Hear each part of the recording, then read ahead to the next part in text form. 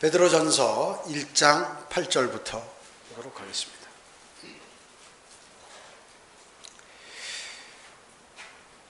너희가 그를 보지 못하였으나 사랑하였으며 지금도 그를 보지 못하나 믿고 있으며 또 말할 수 없이 영광으로 가득 찬 기쁨으로 즐거워하나니.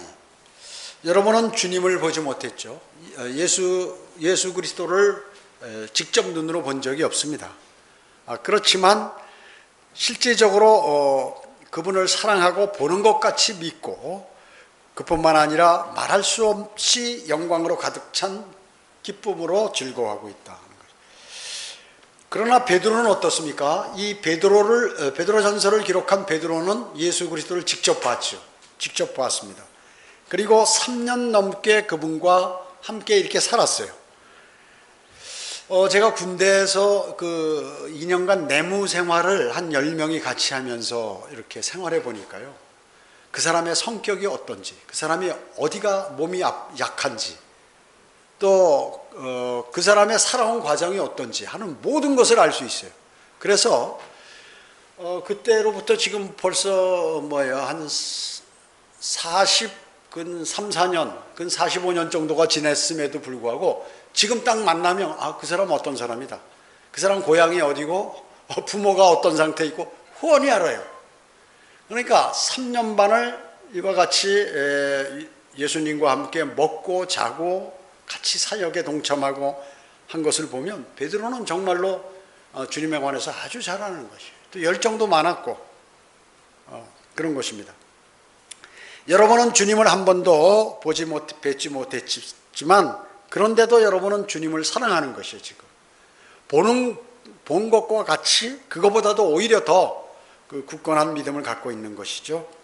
왜냐하면 여러분 안에 하나님께서 영으로 들어와 살고 계시기 때문에 그것을 여러분에게 알려주시는 것입니다.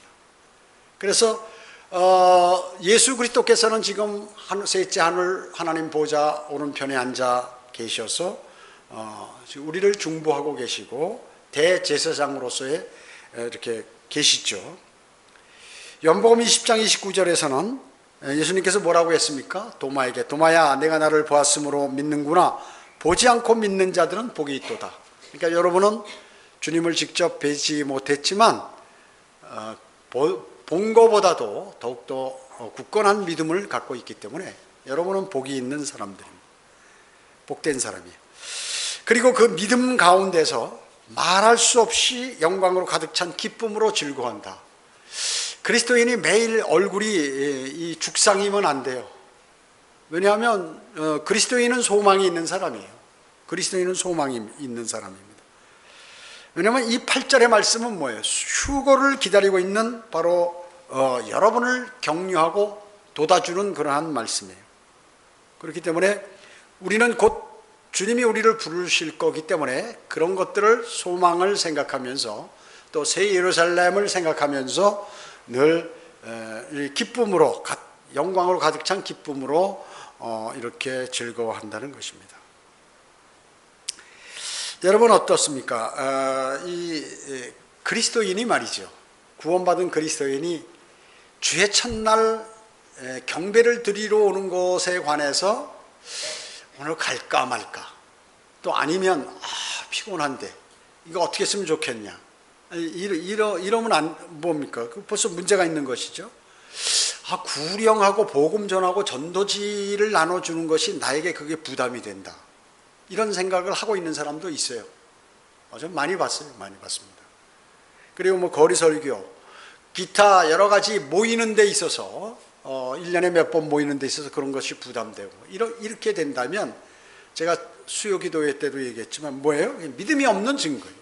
즉 그 사람은 우상을 섬기고 있는, 주님보다 더 중요한 것이 자기 마음 한구석에 있는 것이에요. 그러니까 그것으로부터 멀어지는 거예요. 이렇게 모든 것들이 이렇게 그리스도인은 소망을 생각하고 또 그뿐만 아니라 그리스도인이 구원의 기쁨, 또 구원의 감격적인 감사, 나를 구원해 주신 것에 관해서 너무나 감사하다, 이런 생각이 없다든지, 또 복음에 관한 열정이 없다든지, 이렇게 하면 뭐예요? 그 사람은 점점 현재 부패된 상태. 난 이미 한쪽이 썩어 들어오는구나 이렇게 생각해요. 그러면 몸이 썩어오면 어떻게 돼? 당뇨 걸려서 발가락이 썰면 발가락 빨리 잘라야지. 안 자르면 그 나중에 발을 다 잘라야 되는 그러한 상황이 된다 그 얘기예요. 그걸 아셔야 돼. 나 교회 예배 드리고 무슨 성경을 공부하려고 하는데 왜 이렇게 피곤하고 힘들고 이렇게 싫지? 사람들 만나는 거, 성도들 만나는 것도 싫고 벌써 마귀가 그 사람을 관장하고 있는 것입니다. 내가 그런 상태에 있다면 여러분 주님하고 거듭났잖아요. 내 안에 주님의 영이 계신데 간절히 기도를 드리고 하면 그것을 그 안에 들어가 있는 마귀를 제거시켜 주세요. 주님께서. 마귀가 들어와 있다는 거예요. 그 사람 안에. 그래서 그리스도인은 늘 주님하고 풍성한 교제가 없으면 항상 마귀가 들어와 있어요. 그래가지고 자신은 왜? 영이기 때문에. 모르기 때문에 지금 자신이 어떤 상태에 있는지 모른단 말씀이죠. 지금 베드로는 말이죠. 베드로같이 열정이 있고 주님을 보고 주님을 사랑하고 이런 사람도 딱 문제가 닥치면 뭐예요? 마귀가 그 사람을 써버리잖아요. 마귀가 써버리는 것입니다. 그런데 하물며 그냥 열정도 없고 그렇다고 그러면 그거는 100% 마귀가 써버리는 것입니다. 그래서 여러 가지 그 생활이 박지 못해요. 생활이 박지 못했습니다. 자, 9절 보겠습니다. 이는 너의 믿음의 결과 곧 너의 혼들이 구원을 받음이니라 이렇습니다. 여러분이 주 예수 그리스도를 믿었더니 그 결과 여러분의 혼이 구원을 받게 된 것입니다. 여기 정확히 나왔죠? 혼이 구원을 받는다. 그게 뭐예요? 혼이 나중에 지옥에 가지 않고 영원히 산다 그 얘기죠. 하늘나라에서. 셋째 하늘에서 영원히 산다. 새 예루살렘에서 영원히 산다 하는 것입니다. 자, 영이 구원받았다? 어떤 사람은 영이 구원받았다고 이렇게 얘기하는 사람이 있어요. 영은 죽은 영이 살아나는 것이죠. 거듭나는. 죽은 영, 예수 그리스도를 영접하면 죽은 영이 살아나고 혼이 구원을 받는 것이. 육신으로부터 분리된다 그 얘기죠. 육신으로부터. 왜? 육신은 멸망으로 갈 것이기 때문에 그렇습니다. 그런데 어떤 목사들도 말이죠. 영혼이 구원받아야 된다. 혼이 구원받아야 된다. 영혼이 구원받아야 된다. 구분을 못해요. 그래서 여러분들 일반 개신교의 목사들한테 성경 이렇게 개인적으로 생각해도 이게 참 안 맞는 게 많아요. 개혁성경에는. 그래서 질문하면 목사도 몰라요 사실은. 근데 아는 척하고 답변하는 거지. 그 답변이 틀린 답변이다 그 얘기죠. 그래서 성경을 40년 50년 공부해도 성경에 관해서 모르는 거예요. 영혼 몸에 관해서 구분도 못해요. 그래서 사랑과 영혼, 우리의 영혼이 하늘나라로 간다. 예수 그리스도를 영접하지 않았는데 무슨 교회 출석했다고 하늘나라 가느냐 그 얘기죠. 그러니까 목사 자신도 신학교에서 제대로 배우지 못했기 때문에 요즘 신학교 성경 가르치는 안 가르쳐요. 무슨 신학 철학, 그러니까 신학을 그리고 사람을 다루는 방법, 심리학 이런 것들을 배우는 거예요. 그리고 성경은 조금 배워요. 아주 조금. 살짝. 그것도 틀리게. 그러니까 여러분 교회 목사고 무슨 신학교 나왔다고 잘하는 게 아니에요. 절대 일본. 전혀 몰라요. 전혀 몰라. 그리고 그 열정을 갖고 신학교도 나왔고 열정이 있고 막 열심히 새벽기도도 나오고 막 교회 생활을 잘하면 이게 믿음이 좋은 줄 알고 착각하는 거예요. 마귀가 어떻게 하냐면 그 사람을 그렇게 만들어 가지고 그 휘하에 있는 모든 사람을 멸망으로 가게 만드는 거예요. 그 심오한 그 영적인 문제에 관해서 모르는 거예요. 그러니까 이 사람이 철야기도 하고 새벽기도 하고 기도도 하고 응답도 받는 것 같고 그러니까 뭐가 된 줄 아는 거예요. 그때 마귀가 기도 응답을 주는데 그 방향으로 막 끌고 가니까 이게 은사주의로 가는 거죠. 그래서 수많은 사람이 지옥으로 가고 있는 것이에요. 여러분, 마귀는 어떻습니까? 인류 역사 6,000년간 단 한 번도 실수한 적이 없어요. 인간을 꼬이는 데 있어서. 막강해요. 성경의 기라성 같은 믿음을 갖고 있는 사람들도 한두 번씩 다 넘어가는 거예요. 그러니 마음의 문을 팍 열고 그냥 주님께서 나를 인도하시겠지. 주님의 강권으로 나를 인도해 주셔서 나를 하늘나라로 인도하시고 나에게 모든 어려움을 제거해 주시겠지. 이러고 멍하니 있으면 그냥 마귀의 종이 되어버리는 것입니다. 그래서 여기에 정확하게 베드로가 말이죠. 정확하게 얘기한 것이에요. 너의 혼들에, 개혁성경이 그러니까 영혼에 이렇게 나오잖아요. 성경이 틀리니까 우리는 혼이라고 나오는데 개혁성경이 영혼이라고 나오니까 아, 목사도 영혼이라고 얘기하는 거예요. 성경대로 해야 된다고 그래서. 그렇잖아요. 자, 그렇기 때문에 대단히 장차 우리는 실질적으로 이제 구원이 나타나게 됐죠. 뭐냐 하면 우리는 뭘 기대요? 눈으로 가식적으로 보게 돼요. 우리 몸이 변화됩니다. 완벽하게. 물리적으로 가식적으로 완벽한 구원을 여러분이 보게 될 거예요. 그것이 뭡니까? 휴거라는 거예요. 들림 받는 거예요. 놀라운 사건이죠. 아마 이 가운데서 혹시나 정말로 마음으로 예수 그리스도를 영접하지 않았다고 하면 그냥 종교 생활을 하는 식으로 여러분도 그렇게 한다고 하면 어느 날 갑자기 주님이 부르실 때 그 사람은 여기 남아있게 되는 것이. 남아있을 사람이 있어요. 분명히 있습니다. 5절에 언급되어 있던 너희는 마지막 때에 나타내려고 예비하신 구원을 얻기 위하여 란 그 말씀이 바로 구원의 완성이라고 얘기죠. 주님이 부르시면 휴거 때 구원이 완성되는 거예요. 몸이 구속받는 것이죠. 그때 가서 구원받는 게 아니라 구원의 결과 구체적이고 물리적으로 그러한 현상이 나타난다 그 얘기죠. 지금 구원받았죠. 지금 구원받은 그 사건으로 인해서 구원은 그때 구원받는다는 것이 아니라 지금 구원받았죠. 현재 여러분이요. 그 결과가 그때 완벽하게 눈으로 보여지게 나타난다.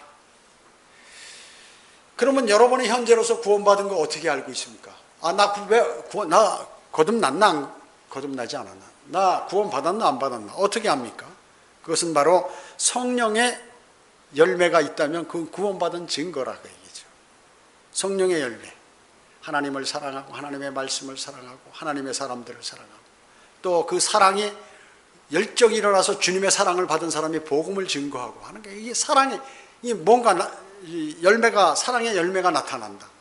나는 사랑의 열매를 맺고 있는가? 나는 하나님의 말씀을 듣거나 읽거나 공부하거나 하면 마음에 기쁨이 있고 놀라움과 주님을 신뢰하는 마음이 자꾸 더 생기는가? 그 과거에는 있었는데 지금은 점점 없어지는가? 내 마음이 평안하고 주변에 어려운 환경이 많아도 늘 주님을 신뢰하고 마음 든든한가? 화평이 있는가? 이런 것이에요. 그게 있다면 그 구원받은 증거예요. 그리고 과거에는 참지 못하고 화내고 그것에 관해서 내가 실수하고 했는데 지금은 좀 힘들고 어렵더라도 그걸 참는 게 참 오래 참아지더라 그 얘기죠. 아, 나 구원받았고. 그리고 다른 사람에게 친절하고 온유하고 그리고 선하고 믿음이 있고 절제하고 이런 것들이 뭐예요? 갈라디아서 5장 22절에서 말씀하는 그 성령의 열매라고 해요. 내가 성령의 열매를 맺고 나 구원받았어요. 역시 내가 주님을 마음으로 내가 주님을 영접했더니 과거보다 내가 많이 변화됐구나 하는 것이에요. 그것이에요. 그리스도인이라 하면서 그에게 성령의 열매가 나에게 엿보이지 않는다면 구원에 분명히 문제가 있어요. 틀림없어요. 문제가 있는 것이에요. 여러분 스스로가 그걸 확인할 수 있는 것입니다.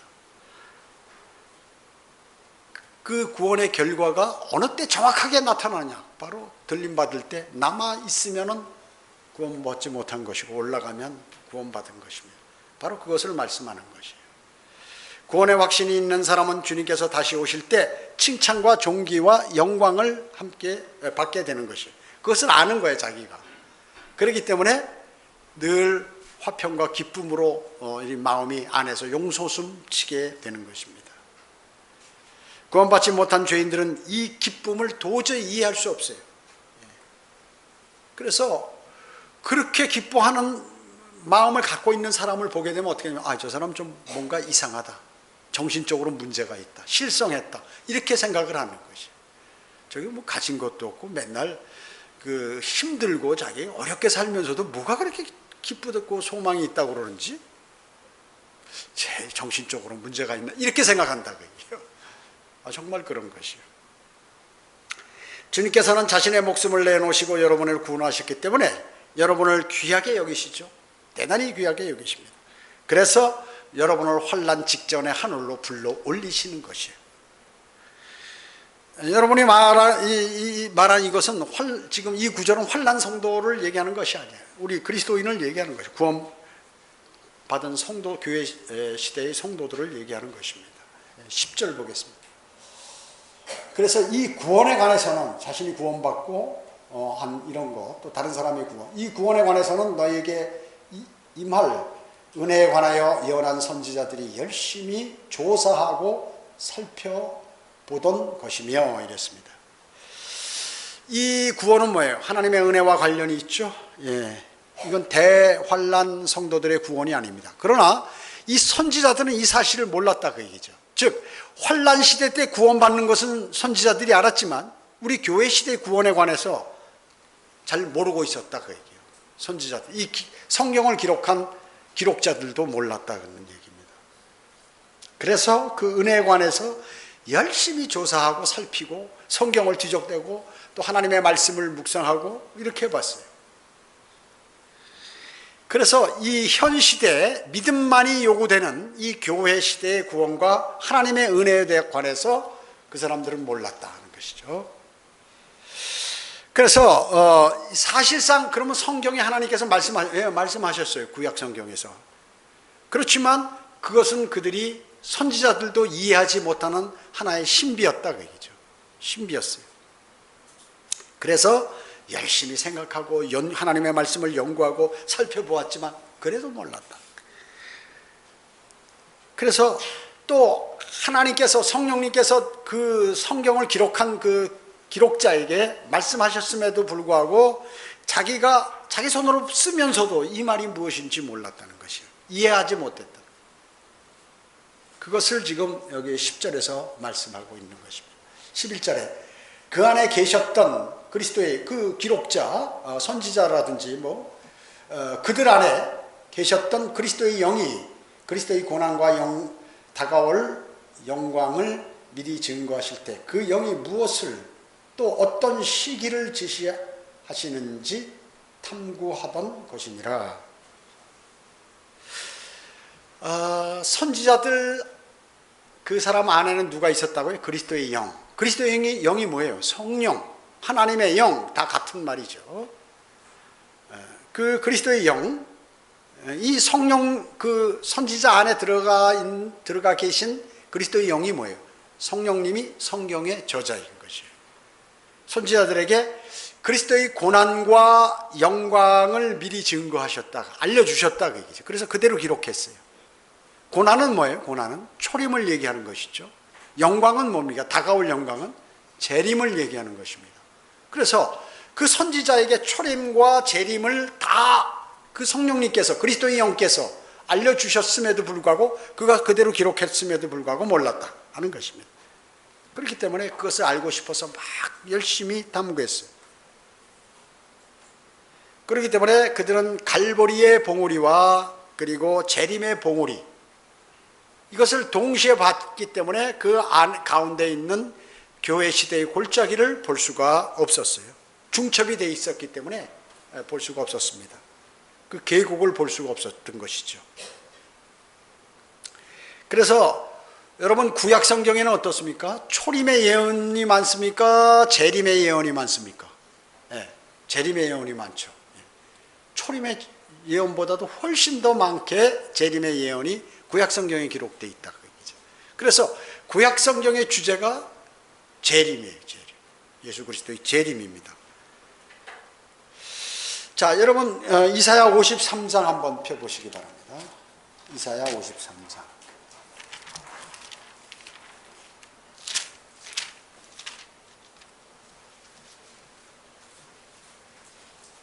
이사야 53장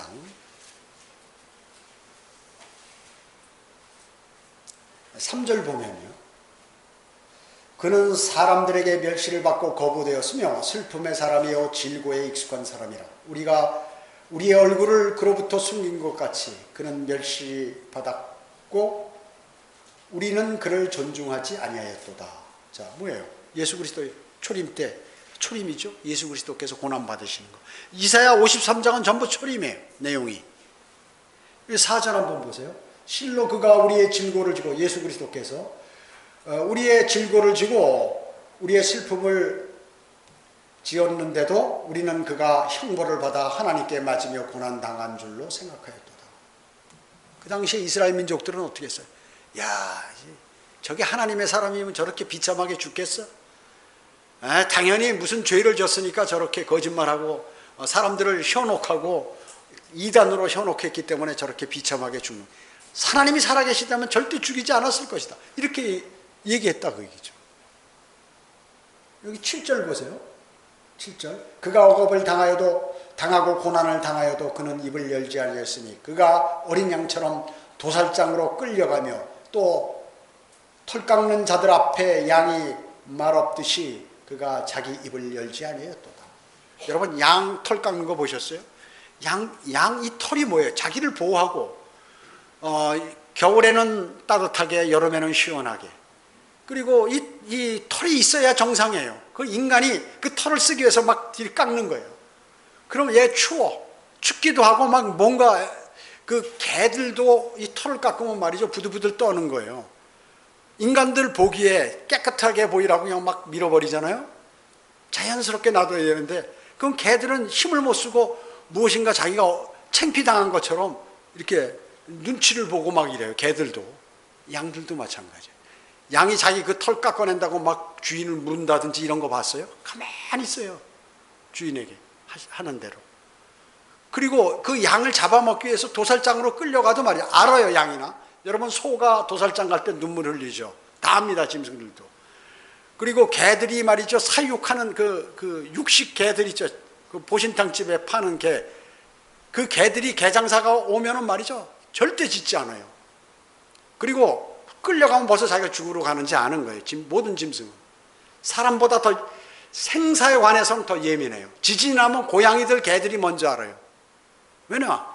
그들은 야전에서 그 맹수들이나 그 먹이사슬에 먹히지 않으려고 더 예민한 그 감각을 갖고 있음에도 불구하고 이렇게 예수 그리스도께서 반항을 안 하고 그냥 그대로 자기가 고통당하지만 천사를 불러서 뭐 물리친 적도 없으시고 그렇게 했다고 얘기죠.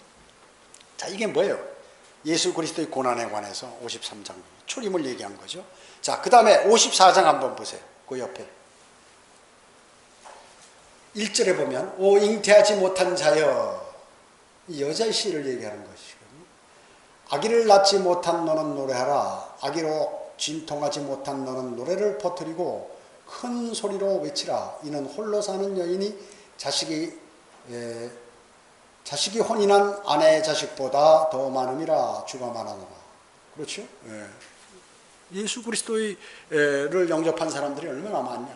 이 초림, 재림이라고 해요. 노래하라. 노래하라로부터 시작하는 거예요. 벌써 힘이 있죠. 노래하면. 기쁠 때 노래가 나오죠. 슬프고 어려운데 노래가 잘 안 나오죠. 2절 보세요. 내 장막의 털을 넓히고, 이스라엘에게 이제 장막, 그들로 내 처소의 휘장을 펴게 하라. 아끼지 말고 내 줄을 길게 하고 내 말뚝을 견고히 하라. 마찬가지 환호의 외침, 재림입니다. 3절 보세요. 이는 내가 어디로 터져 나오고 네가 좌우로 터져 나오고 내 씨가 이방인들을 유업으로 받아 황폐한 성읍들로 사람이 살도록 하게 할 것이기 때문이라. 아마겟돈 전쟁 때 쑥대밭 대고 했는데 이제 주님께서 오셔서 싹 전부 다 회복시키는 것입니다. 황폐한 성읍들을 다 이렇게 세워서 사람들을 살도록 만들고 유대인들을 다 불러서 이렇게 만드시는 재림인 것이죠. 이스라엘의 회복이에요. 이스라엘의 회복. 4절 보십시오. 두려워 말라. 내가 수치를 당하지 아니하리라. 당황하지 말라. 내가 부끄러움에 처하지 않을 것이라. 내가 내 젊은 시절의 수치를 잊을 것이요. 젊은 시절의 수치가 뭐예요? 광야에 있을 때 율법을 안 지키는 거예요. 그리고 우상을 섬기고 가나안 땅에 들어와서 수치를 잃을 것이면 네 과부의 때의 수치를 더 이상 기억하지 않을 것이라. 과부의 때의 수치. 과부 뭐? 이 남편이 하나님이 버렸어요. 그 어떻게 돼요? 포로가 됐죠. 바벨론 포로가 됐을 때. 바벨론 포로 때 그런 것들을 이제 기억하지 않을 것이다. 그 얘기예요. 왜? 하나님께서 주님이 재림하셔서 완전히 그들에게 땅을 회복시키고 모든 복을 주시고 전 세계 제사장들의 국가가 되게 하니까 다시는 그런 게 없다. 그 얘기죠. 재림인 것입니다. 5절도 너를 지으신 분이 내 남편이니, 이스라엘의 남편은 하나님이죠. 여호와 하나님이죠. 우리 그리스도인의 남편은 누구예요? 주 예수 그리스도이죠. 내 남편이니 만군의 주가 그의 이름이며 너의 구속주 이스라엘의 거룩한 분이라. 그가 온 땅의 하나님이라 칭함을 받으리라. 역시 재림입니다. 여기 7절 보세요. 잠시 동안 내가 너를 버렸으나 큰 자비로 내가 너를 모을 것이니라. 자, 이게 이제 재림에 관한 것이지만 우리가 영적으로 적용할 수 있어요. 자기가 힘들고 어려울 때 주님께서 보호하시고 여러분들을 인도하시고 모든 것을 회복시켜 주시는 이러한 것들로. 8절에 적은 진노로 내가 내 얼굴을 내게서 잠시 감추었으나 내가 영원히 인자함으로 내게 자비를 베풀리라. 주 내 구속주가 말하노라. 내가 내 얼굴을 내게서 잠시 감췄다. 천국이 감춰져 있다가 천년왕국 때 탁 펼쳐지죠. 감추어진 천국이. 자, 이런 것들. 또 11절에 보면 너 고통받고 광풍에 까불리고 위로받지 못한 자여. 이스라엘이 어마어마하게 고통당했죠. 보라, 내가 아름다운 색상으로 내 돌들을 놓으며 사파이어로 내 기초들을 놓으리라. 예루살렘 도성도 다 회복이 되고 성전도 다시 천년왕국 성전도 지어지고 이렇게 다 모든 것이 회복이 되는 것입니다. 다 재림 관련된 구절입니다. 자, 그래서 53장은 초림이요, 54장은 뭐예요? 재림이다. 재림. 그 초림과 이 고난과 다가올 영광에 관해서 다 얘기했잖아요. 이렇게. 요거는 서로 각각 다른 장에서 얘기한 것입니다. 그러니까 하나하나 가면 이게 무슨 말씀이지? 주님께서 나보고 기록하라고 그랬는데 이게 잘 모르는 거예요. 몰랐다 그 얘기죠. 이거에 관해서 각각 다른 장에서 초림과 재림을 다 선지자들에게 얘기하고 성경 기록자들에게 말씀하셨다. 하나 더 찾아보겠습니다. 시편 22편 앞에.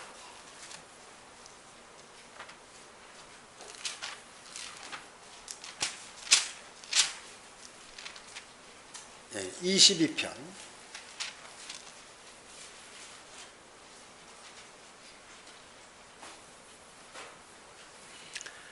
자, 1절 보면 나의 하나님 어찌하여 나를 버리셨나이까? 어찌하여 나를 돕지 아니하시며 나의 신음하는 말들을 멀리 하시나이까? 이게 어디서 들은 말 같죠? 주님께서 십자가상에서 하신 말씀이에요. 엘리 엘리 라마 사박다니 하면서 그 위에서 하신 말씀이라고 얘기죠. 뭐예요? 초림이죠? 초림입니다. 마태복음 27장 46절에서 말씀하셨죠. 예. 그런데 지금 이 22장은 말이죠. 대부분이 초림이에요. 그런데 후반에 가면서 예수 그리스도의 재림으로 이게 봐요. 한 장에 초림과 재림이 있게 된다고 얘기죠. 22절 보세요. 22장 22절.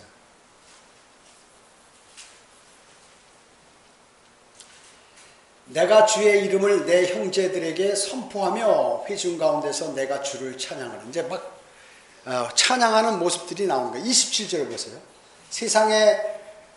세상의 모든 끝이 기억하고 주께로 돌이키리니 모든 민족들이 주 앞에 경배하리이다.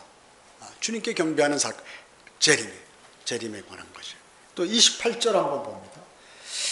이는 이제 정확하게 얘기하죠. 왕국이 주의 것이요 주께서 민족들 가운데 통치자시기 때문이다. 주님께서 통치하는 것이에요. 그 다음에 29절 그 내용은 또 뭐 천년왕국이. 자, 이와 같이 시편 22편은 그 많은 부분이 초리지만 끝부분에 가서는 재림으로 된다. 그러니까 성경의 한 장 안에서도 초림과 재림을 이렇게 말씀하셨다 그 얘기죠. 이 시편 22편은 그래서 전반적으로 보면 초림과 고난이고요. 23편은 뭐냐면 또 교회 시대예요.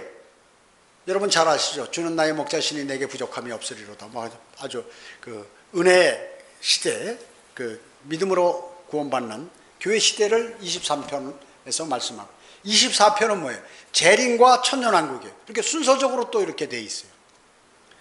그뿐만 아니라 시편 44편은 대환란이고, 시편 45편은 어린 양의 혼인식과 아마겟돈 전쟁, 그리고 시편 46편은 또 재림과 천년왕국, 이렇게 순서적으로 된 것도 있어요.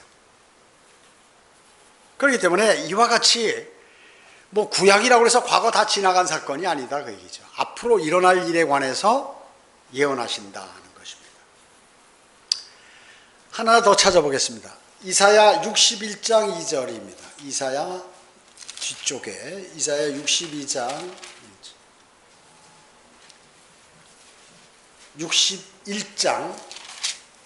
2절. 이거 수요기도 때 얘기한 거죠. 세대역 진리할 때.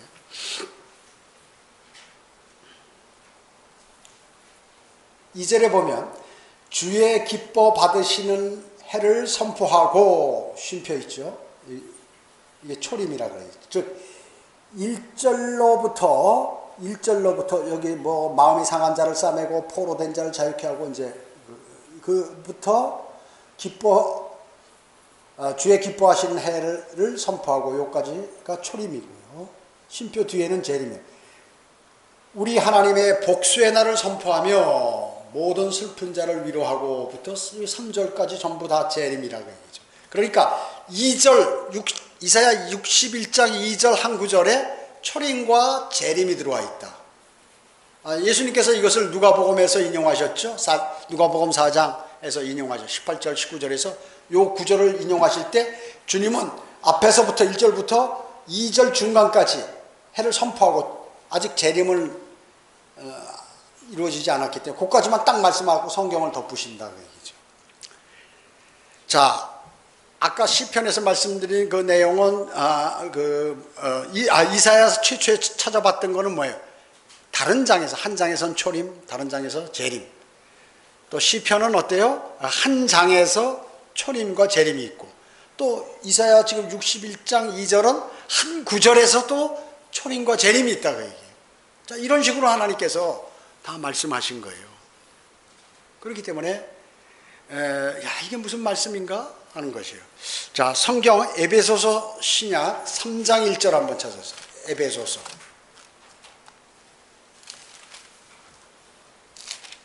갈라디아서 다음에 에베소서 3장 1절부터 한번 보겠습니다. 5절까지 한번. 사도 바울이 뭐라고 얘기했냐. 에베소서 3장 1절. 이런 까닭에 나 바울은 너희 이방인들을 위하여 예수 그리스도의 죄수가 되었으니, 과연 너희를 위하여 내게 주신 하나님의 은혜의 경륜을 너희가 들었을진데, 하나님께서 누구에게 줬어요? 바울에게 은혜의 경륜, 교회 시대에 대한 구원에 관한 그런 것들을 주셨다. 이것은 3절에 그분이 계시로 내게 신비로 알게 하신 것이며, 내가 전에 간략하게 쓴 것과 같이 너희가 읽을 때 거기서 그리스도의 신비 안에 있는 나의 지식을 이해하게 되리라. 사도 바울에 의해서 밝혀졌다고 얘기죠. 그것이 성령으로 그의 거룩한 사도들과 선지자들에게 지금 계시된 것처럼, 다른 시대에서는 사람들의 아들들에게 알려지지 아니하였으니, 율법 시대나 그 전에 구약 시대에는 알려지지 않았다고. 이는 이방인들이 복음을 통하여 그리스도 안에서 공동 상속자가 되고 한 몸이 되며 그의 약속한 동참자가 된다는 것이니라. 이 말이 뭐예요? 유대인만 되는 게 아니라 유대인도 이방인도 예수 그리스도 안에서 한 몸이 된다. 구원받으면 교회가 된다. 그 신비라고 얘기죠. 신비가 풀렸어 이제. 그 바울에게 계시됐기 때문에, 예수 그리스도께서. 7절에 이로써 그분의 능력이 효과적으로 역사하신 대로 내게 주신, 바울에게 주셨다. 하나님의 은혜의 선물에 따라 내가 이 복음의 일꾼이 되었노라. 자, 지금 그 얘기를 하는 거예요. 지금 베드로가 얘기를 하는 거예요. 선지자들이 이렇게 구약에 하나님께서 다 재림과 초림과 재림에 관해서 말씀하시고 또 교회 시대 다가올 문제에 대해서 얘기했는데 그 계곡을 보지 못했기 때문에 이것은 사도 바울이 별도로 사도 바울에게 은혜 복음이 계시돼서 나에게 알려줘서 하나님께서 예수 그리스도께서 알려주셔서 내가 지금 이렇게 하게 되었는데, 이것은 유대인이나 이방인이나 모두가 예수 그리스도 안에서 한 몸이 된다는 것이, 그 교회 시대 은혜 복음이라든지 또 이러한 그 예수 그리스도의 몸이 된다는 것, 이방인도 이것이 사도 바울에 의해서 알려지게 되었다는 것입니다. 여러분이 구약의 선지자들보다도 훨씬 더 많이 성경을 알게 되신 것이죠. 기도드리겠습니다. 우리의 모든 삶을 관장하시고 하나님의 말씀을 통하여 세상이 앞으로 어떻게 전개되고 과거에는 어떻게 되었으며 또 미래에 그리스도인이 들어가 살 곳과 주님을 영접하지 않고 구원받지 못한 사람들이 어떤 벌들을 사탄과 함께 받게 된다는 그러한 모든 것들을 위대하신 하나님의 말씀에 기록해 하셔서 저희에게 알도록 해주심을 감사드립니다. 저희는 이제 선지자들도 몰랐던, 열심히 탐구하고 연구하고 또 살펴보았음에도 불구하고 알지 못했던 것들을 위대하신 하나님께서 저희에게 사도 바울을 통하여 계시로 알게 해주심으로 그 신비를 알게 되었습니다. 그리스도인은 이러한 신비를 맡은 청지기로서 신비들을 다른 사람들에게 잘 알려주는 그러한 그리스도의 역군이 되도록 주님 인도해 주시기 원합니다. 오전 예배와 오후 예배, 교제 시간 모두를 주님께 의탁하오며 다시 오셔서 저희를 데려가실 주 예수 그리스도의 이름으로 기도드립니다. 아멘.